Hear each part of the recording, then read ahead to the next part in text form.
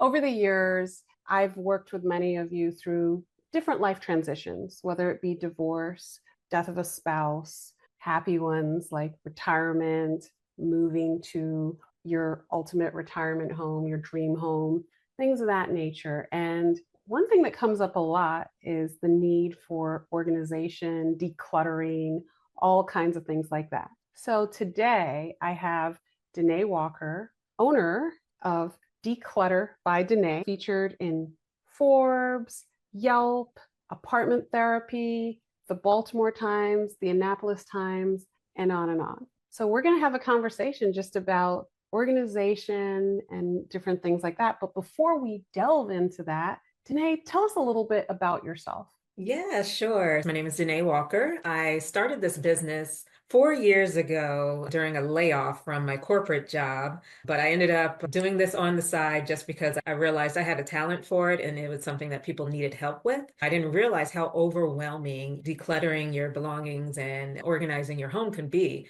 And so when I realized that for me, it was a talent that I had, I started offering it up to my neighbors and just advertised myself and grew from there. Like any other business owner, you go through sometimes that imposter syndrome. And so I did go back to a corporate job, but it wasn't a right fit. And so now I'm doing this full time, helping out families all over the DC metro and beyond. Excellent, excellent. And tell us also about some stops on that journey that are relevant to people in transition. Uh, Yes, I absolutely. think you have a unique story when it comes Sure. to that. My first job in corporate life, I worked in sales. That helped me be able to talk to different types of people and different types of personalities and adjust to different communication styles. But I also worked in the death care industry, helping people create their end of life plans. They would come to me to help not only just pick their location within the cemetery, but just to communicate with their family, their wishes.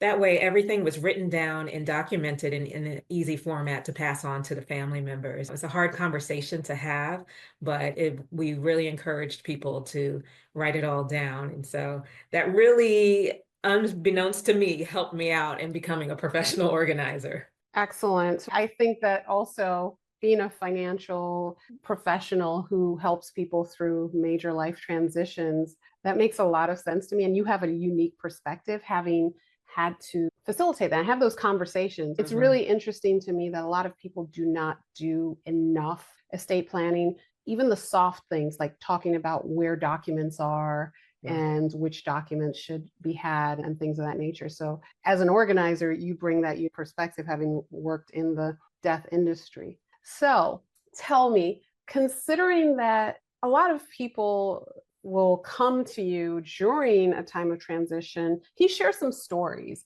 Let's say a story about how you've helped someone going through a divorce, or how you've helped someone, and or how you've helped someone through the death of a spouse and things of that nature. What are the things that you have done, and what can people learn even if they're doing this on their own? Sure. Yeah. Over the years, I've helped people in so many different circumstances. I've had clients where they are fresh in their divorce and moving out of the family home into their own home, their own apartment or something. And then they need to set up spaces for the kids to come visit. So I help them set up the kids' rooms, and they sometimes don't know anything about setting up snack stations and a drop zone for the kids to have their backpack because it was already done in the other house. So now these are things that are new to them that they have to manage on their own. Setting up home offices. Now you have to transfer your home office from the house to this new place and do it in an orderly fashion. So I've helped people do that. When it comes to downsizing, I do this quite a bit. You've been in the home for 25 years. The kids have moved out. They finally took the plunge and took all of their stuff with them. And so now you don't need as much space. So I help people go through the decluttering process, which can be very sentimental. Sometimes there are still old toys from the kids, and the kids don't have space in their new home or in their dorms or wherever.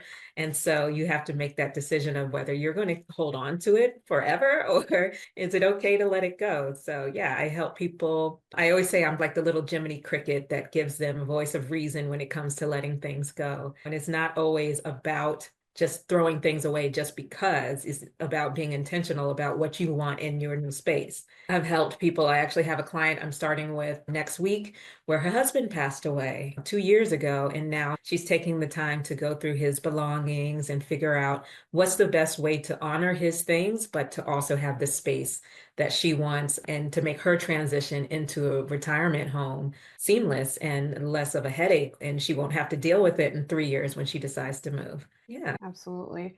In talking to clients over the years, it's very common that, let's say, parents pass away or something like that. It can take years before the house is ready to sell because of the stuff that's in the house and coordinating who is going to go through it all and how and so on. So I have multiple clients who've told me that it took quite a while. What are some tips and tricks that you would suggest for those who are really decluttering and truly getting rid of a lot of things because of the loss of someone they love? How can they manage it? How can they make it more manageable? Whether they're doing it by themselves. So I would say talk about that, or they're Mhm. working with a professional like yourself. What they can they do if they're working with a professional to make it easier? I always say it's great if you have the time to take your time. Even when I was working in the death industry, we usually suggested don't jump into it right after you put the person into the ground. You want to let the dust settle a little bit and let the emotions settle a little bit because it can be extremely difficult dealing with all those sentimental items. And you won't even realize until you touch that item how much emotion is going to arise. And even if you don't hire a professional, I think it's worth having someone come in and help you because it can be overwhelming going through every piece of clothing and jewelry and vacation souvenirs and deciding what of these things were important to mom and dad or to my husband or to my loved one. So having someone, an outside person, makes it a little bit easier and you can get a different point of view. If you're doing this with other family members, I usually would recommend that you delegate. Everyone take on a different category. That way, there's not a lot of argument. Also, honor the people that are working with you. Like maybe your sibling wants something that mom had. You might not care about it, and it'll be easy for you to say, "Oh, let's just give it to Goodwill." But no, you want to get their opinion as well. That way, there's no arguments, and you can make sure that everyone feels like they were respected in the process. And I don't know, it might be the same for you when it comes to splitting up assets and finances if there's no will in place. I can't even imagine what it must be like delegating or figuring out that process. There's the legal side of things as to who gets what. And then there's the, as you pointed out, the emotional side of things. When it comes to on the financial side, it's pretty clear cut as far as beneficiaries and things of that nature. But hard assets, like little trinkets and personal assets like that, that's a whole other ball game, and it Yeah, can sure. be specified. People can do financial planning and estate planning, more importantly, that goes into those things. I remember years ago, I would talk to people, and I still do, that it's important to say if there are certain things that you want to go to certain people, it is wise to document that Mhm. just to reduce the possibility of two family members wanting the same thing. I've Sure. had multiple people tell me over the years the wounds that have been caused by someone saying, this is mine. She wanted me to have it, or just taking it, or anybody else had a chance. Right. So it's actually ideal if one person doesn't want it and the other person does, but that's not always how it is. And Sure. sometimes people want something and take something, even if they don't have the space for it, etc. It's just, it's mine. There's definitely there are opportunities for multiple professionals to help with these things, mental health professionals, Right. organizers, and financial planners. But ultimately, who gets what, it's really wise for your estate plan to cover that, and then to have maybe a letter to your family members talking about why certain things were given to certain people, things of that nature, if you want to soften it for everyone. So thanks for asking that question, but Yeah. it's the truth. It's really it's an interesting time. When people are grieving, they don't always make the best decisions when it comes to Absolutely. these things. And your point about taking time is wise. However, I've also seen the extreme of that, where the time has been 5, 10 years. And that's not wise either, because memories of what was said shortly before death start to fade, things start to disappear as people Absolutely. visit. It's just natural for too much time to cause some other issues. Yeah. One thing I always recommend also is because sometimes you don't have the time. Sometimes it's we have to sell this house. We cannot afford this. Nobody wants this house. We have to let this go and we need to move quickly. If you have the opportunity, I usually never suggest getting storage units. Me as a professional organizer, I do not like storage units because I feel like things go there to die and you never see it again. But it is an option if you do want to take your time and go through things slowly. Or I would say do it in a specific order. Do the non-sentimental things first, the easy decisions, and then work your way up to the things that are a little more touching, like family heirlooms and things like that. All right. And have you, in your experience, have you found that when people donate items, that it's less draining, less difficult than if they just throw them away? Yeah, I feel like people they don't want to see their family items go to the trash. You feel like you're disrespecting your people in your family and your loved ones and things like that. And it does feel better to donate. But that gets tricky too, because not all donation places are taking everything now. There's so much furniture that's getting donated, and not everything is resellable. And that's where it becomes hard. And that's where I come in sometimes to give them, to be the voice of reason and tell them, like, look, I know that you love this hand crocheted blanket from grandma.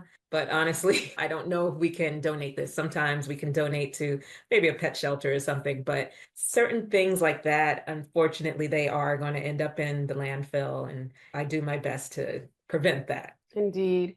What about when it comes to, is it possible, have you ever been in a situation where people have donated to museums or things of that nature? Oh, absolutely. I've had people donate vintage, like first edition books, things like that, or war memorabilia, those type of items from like World War II or something like that. Yeah, and so part of the service that I provide to my clients is I do the background information. If they don't know where these things can go, I spend some time with them trying to figure out the best place that's going to honor these items. That's wonderful.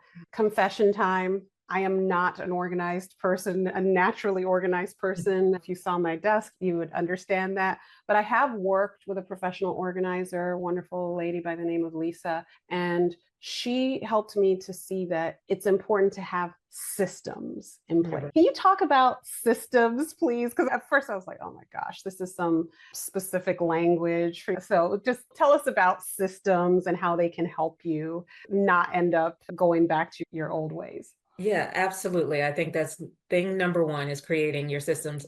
First, it's understanding your habits and how you move in your space. Do you like if for me, I like to cook, so I want the kitchen set up a certain way so I don't have to move so far to get certain things as I'm cooking. And understanding like what your timeline of doing things and how you flow, like when you're heading out of the door for work or sending the kids out to school, how are you moving in the space? That and creating a way, it's easier when you're by yourself because you can set it up the way you want it. But when you live in a house with multiple people, there's different types of organizing personalities and organizing, I guess, methodologies. And some people like to see all of their things out in front of them, and other people don't. And so when you have family members that have all these different types of personalities, you have to meet in the middle ground in a place where everyone's going to be able to maintain it. And that's when you get down to the labeling and having zones for certain things and having cleanup times and systematic things like that. Even when you have the organizer come in and make everything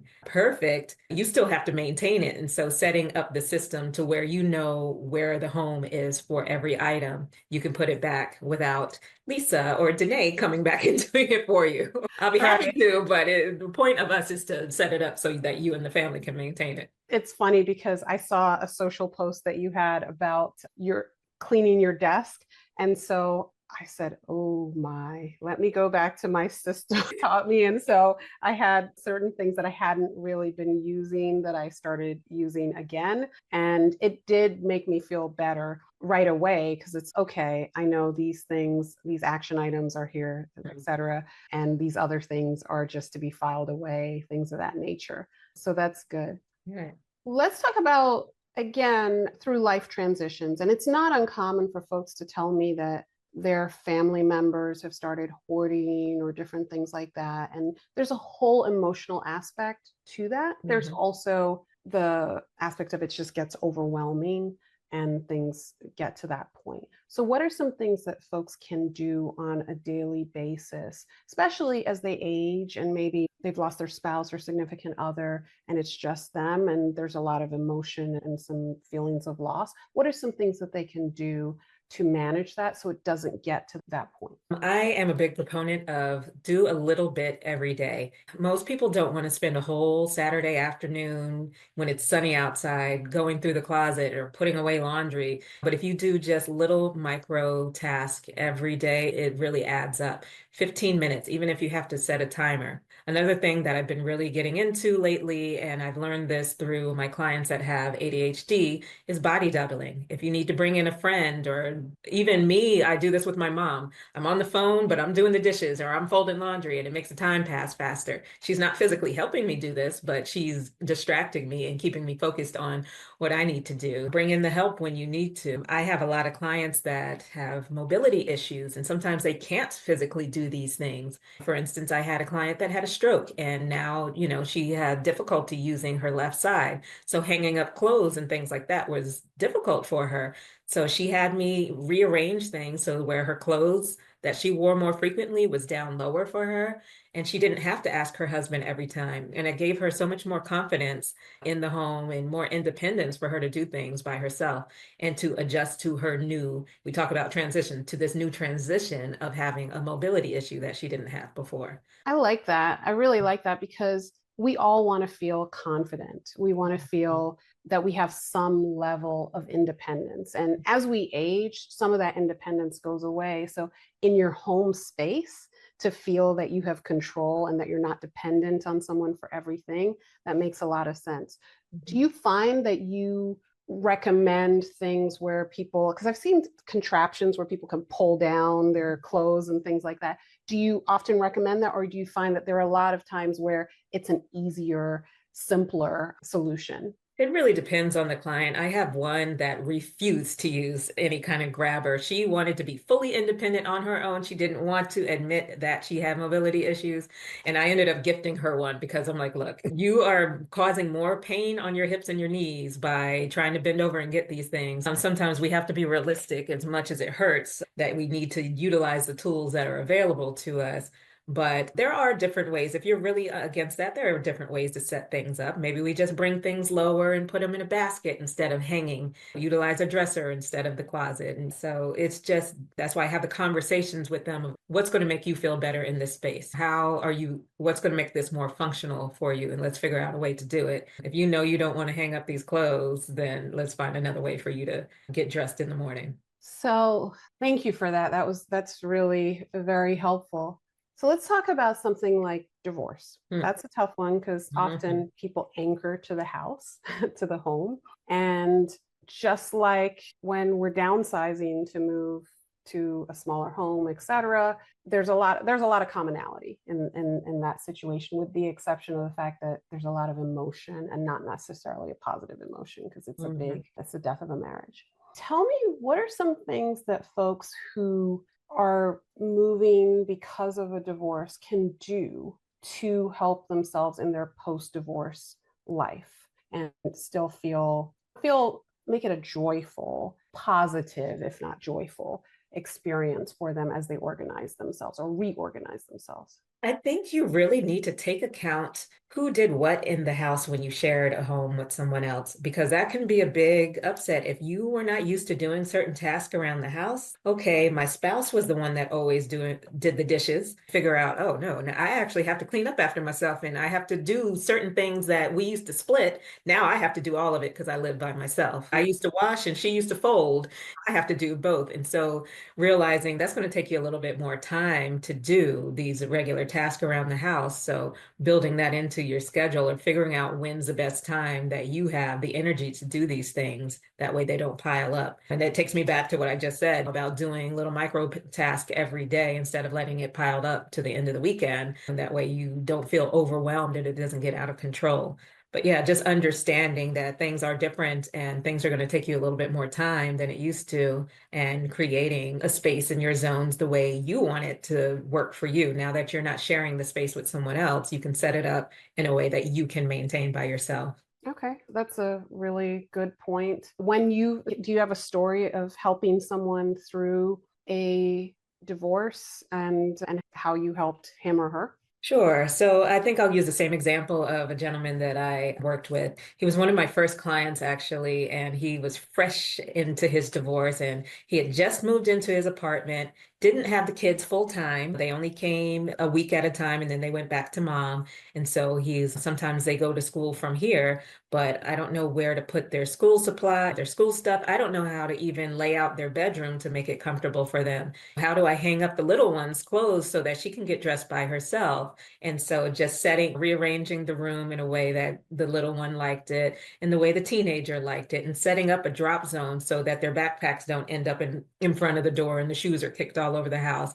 So yeah, we set up like a place for them to hang the backpacks and a place for them to put their shoes, and then like a homework station, and then even a box of things that needed to be signed in case dad ever had to sign paperwork. He had a specific location of these are action items that you need to take a look at. That way you don't miss the field trip.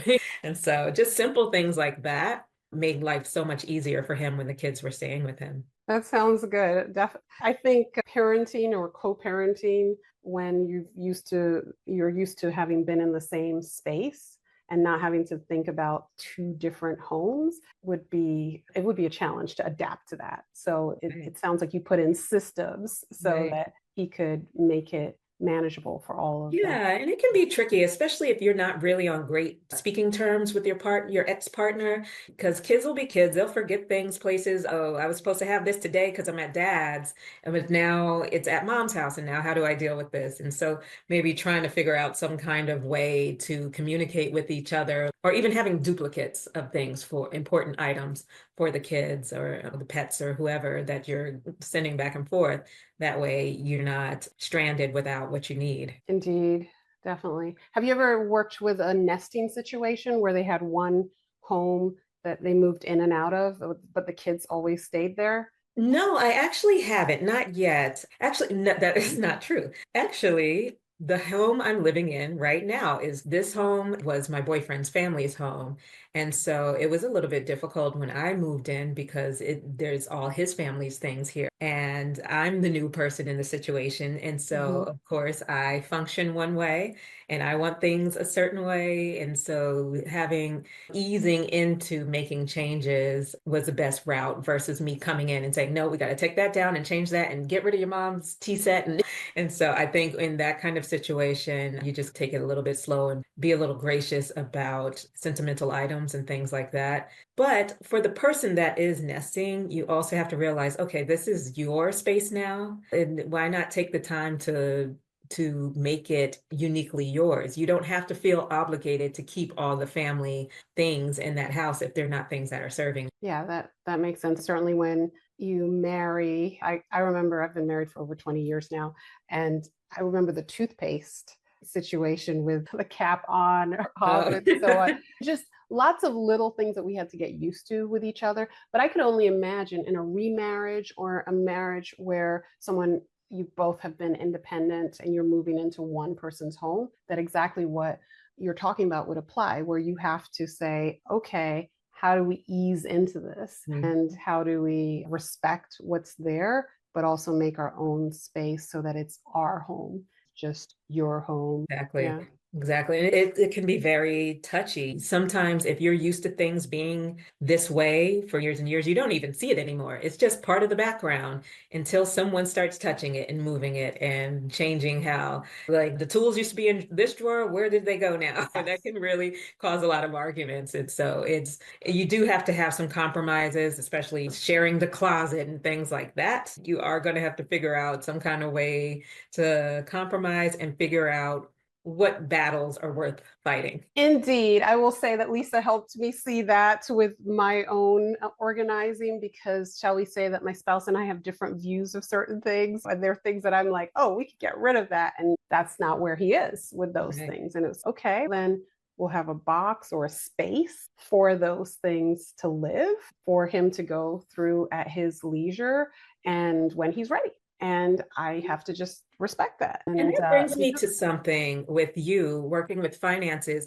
Do you ever have a couple where one is more frugal and the other is more likes to spend money and loose with their money? How do you manage like the finances in a couple like that where they're polar opposites on the way they approach money? that's a fantastic question. Carefully. Because remember, I'm a neutral. I'm not taking one side versus the other. They're both my clients. And what I usually do is you want to get to the heart of it. In some cases, it's based on where they're coming from. So in some situations, if one party was raised really poor, and so it's hard for them to spend money because they do not want to return to what they experienced in childhood where they didn't have enough. So it's really important to them to save and have enough. And basically, they're always thinking about the rainy day. They're not thinking about the sunny days at all. And then the other spouse may have had a situation which wasn't as restricted growing up, or maybe they are just comfortable spending freely. And so a lot of times I boil it back down to, or bring it back to, what are your goals as a couple? What are you trying to accomplish now and in retirement? And I have sometimes been called affectionately Mean Michelle, because it's if people in your family live into their 90s or 100, we've got to think about that in terms of your ability to spend for all that period of time, that your retirement is going to be longer than quite a few other people's. So we've got to always bring it back to the spending. The heart of a financial plan is the spending, because we're looking at what are we solving for. When you no longer are bringing money in, how much will you need to maintain your lifestyle or be comfortable in retirement? And so if I bring it back to something neutral like that, which is, what do you want? What do you all want to accomplish? And where do you want to live? How do you want to live? And so on. Then it's okay, how much can you afford to spend and still have that lifestyle? And I think even with individual, I see situations where I have to say, as a fiduciary, hey, just want to let you know, if you keep spending at this level, you will run out of money. And so rather than me tell you what to cut, why don't you spend some time going through, looking through for subscriptions, for all kinds of things that you may not even realize you still have that you're paying money on, or things that just aren't as important. I've had quite a few clients over the years tell me that, Michelle, I don't shop the way I used to. I love to shop, but I'm not going to work. I'm not going to as many places where I need different outfits. And I have so many outfits from before. Thankfully, in many cases, they can still fit into.